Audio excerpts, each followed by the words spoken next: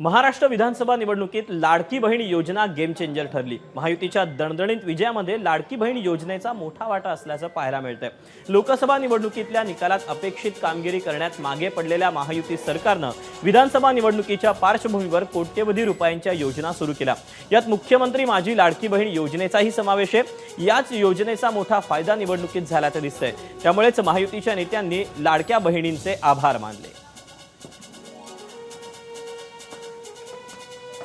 सरकारमध्ये तिघांनी मिळून काही योजना जाहीर केल्या, त्या योजना इतक्या पॉप्युलर झाल्या, त्याच्यामध्ये लाडकी बहिणा म्हणजे गेम चेंजरच ती योजना झाली। अंडर करंट असा का बहिणींनी दाखवला की मी सगळे उताने पडले, सगळे आडवे झाले।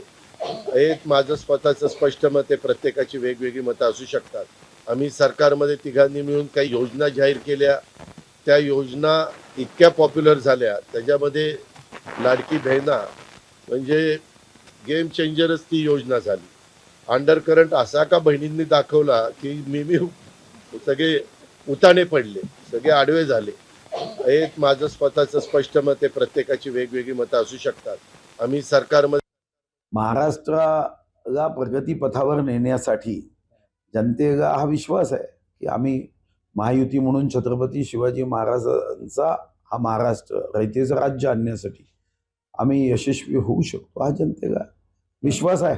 आणि महत्त्वाचं लाडकी बहीण योजना सुद्धा छप्पर फाडकी यशमध्ये बहिणी आहे, हे मात्र मान्य केलं पाहिजे। कारण जे मतदान वाढलं ना, त्यामध्ये मोठ्या संख्येने महिलांचं मतदान। शेतकरी, शेतमजूर, आदिवासी यांनी तर भरपूर प्रमाणामध्ये आम्हाला मतदान केलं। विशेषतः महाराष्ट्र सरकारची जी लाडली बहन योजना होती, त्या योजनेच्या द्वारे देखील महिलांनी अतिशय उत्स्फूर्तपणे मतदान केलं आणि त्याचा सगळा परिणाम म्हणून आजपर्यंतचे सगळे रेकॉर्ड तोडून अभूतपूर्व सफलता महायुतीला मिळाली। महिला तर पॉझिटिव्ह आहेतच, पण लाडकी बहीण योजनेबरोबरच अनेक शेतकऱ्यांसाठी वीज बिल माफ किंवा अनेक बाकीच्या सुद्धा योजना, 12वी नंतरचं मुलींचं शिक्षण फ्री, अशा अनेक योजना ज्या आहेत त्या सामान्य लोकांच्या जीवनावर प्रभाव करणाऱ्या असल्यामुळे मला वाटतं की सगळ्यांचा एकत्रित हा परिपाक आहे असं मला वाटतं। एबीपी माझा, उघडा डोळे बघा नीट।